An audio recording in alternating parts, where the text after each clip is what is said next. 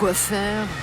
Avec le body surf, la glisse minimaliste des hommes poissons, on sent la vague vous lécher les biscottos. Ouh, ça chatouille!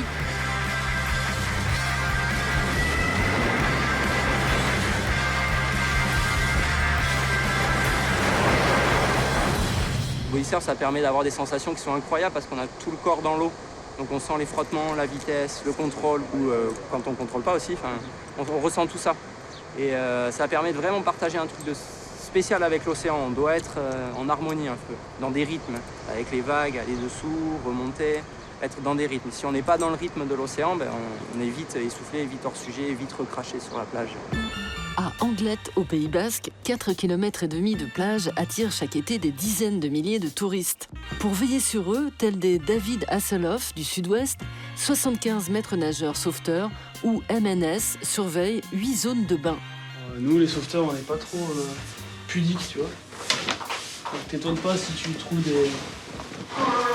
des saucisses et des boulettes sur tes plans. Hein.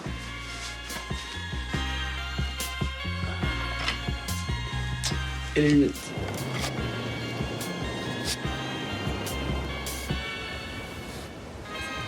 Ah putain, c'est pas possible! Joël Badina, 30 ans, est sauveteur depuis 2012.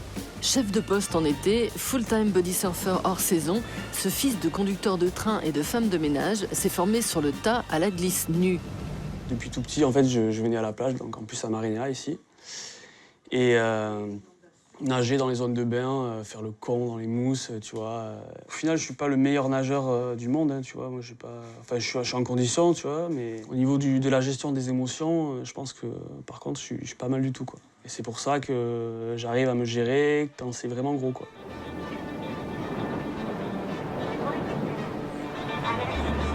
Joël est le chef de file d'une jeune génération de body surfeurs du Sud-Ouest.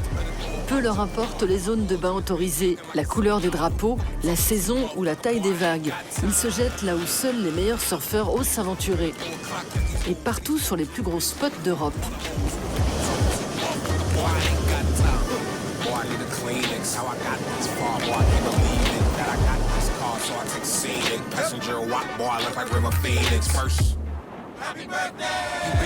Ici, sur cette promenade qui borde la plage d'Anglette, c'est le bureau de Joël.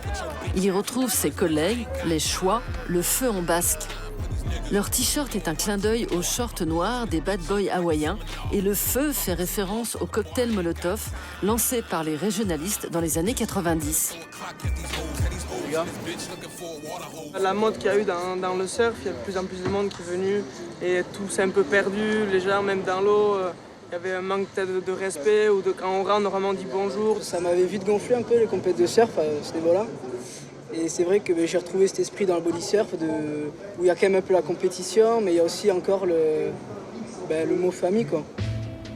Dès les origines du surf, sur l'île de Pâques, on pratique déjà le haka onu, littéralement prendre la vague comme la tortue. Fin XVIIIe siècle, à Saint-Malo, un proche de Chateaubriand décrit celui-ci s'ébattant comme un dauphin dans le creux des lames. Le futur John Wayne s'y essaie avant qu'un certain Barack Obama, natif d'Hawaï, se lance dans les rouleaux.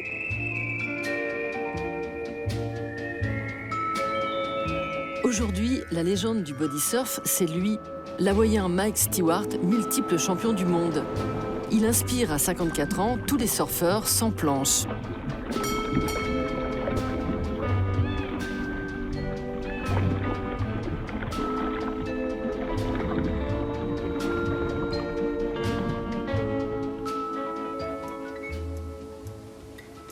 Ça, c'est le chevreuil que j'ai récupéré.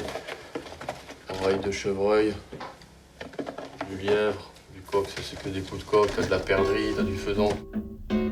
Greg, dit Guedin, est un pêcheur à la mouche solitaire.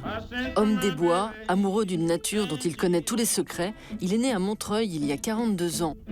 Son père, directeur de piscine, lui a donné le goût de la natation. Un temps saisonnier en station de ski, il passe du snowboard l'hiver au surf l'été. Aujourd'hui, il est spécialisé dans la décontamination des zones sinistrées.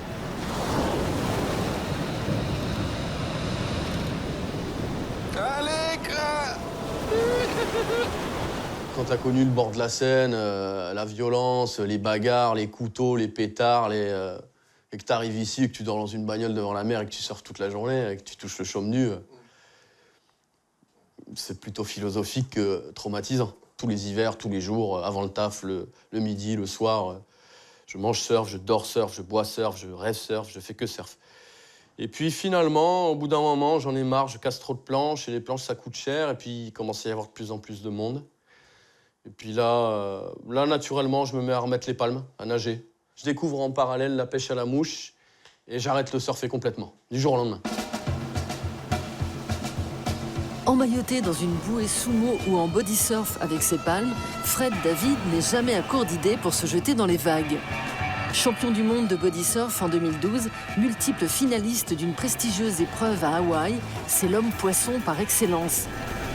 Arrivé au body surf par la natation et le sauvetage côtier, ce waterman respecté boucle ses fins de mois en initiant les amateurs à la glisse sans filet.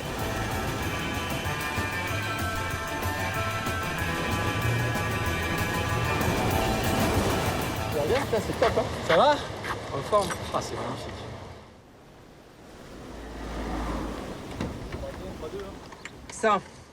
Ça c'est Ben Webb, c'est un surfeur japonais. Il me l'a fait comme ça, il a tripé. Tu le tiens à la main et tu peux vraiment te diriger, ça te permet d'aller plus vite, plus tu es surélevé dans la vague. Les élèves de Fred sont aussi bien de simples novices que des surfeurs expérimentés. Fils d'un ingénieur et d'une infirmière, cet ex-cancre a passé 8 ans à surveiller les plages d'Osgore avant de monter sa propre école.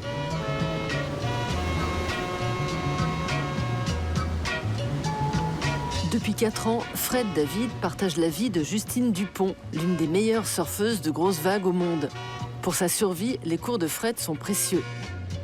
Ça t'habitue à prendre des vagues sur la tête et à avoir une vision aussi assez basse. Du coup, t'as souvent toujours l'impression que c'est un peu plus gros et de te faire bouger un peu, de rester sous l'eau, de passer du temps sous l'eau aussi.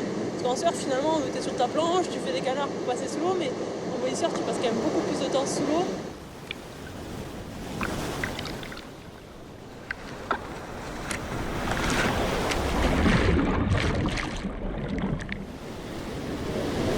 Ce matin, le Maroc s'invite sur la côte basque.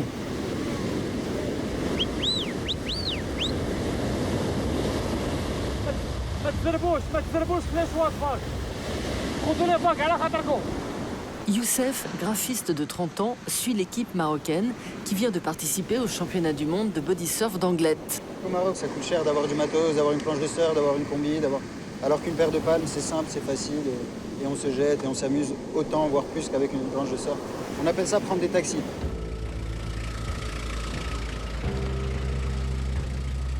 Seule limite au body surf, la météo. Ce matin à 6 h, toute la troupe du Choix est au garde à vous. Mais devant des vagues bien trop faibles pour porter les surfeurs, c'est la Bérésina.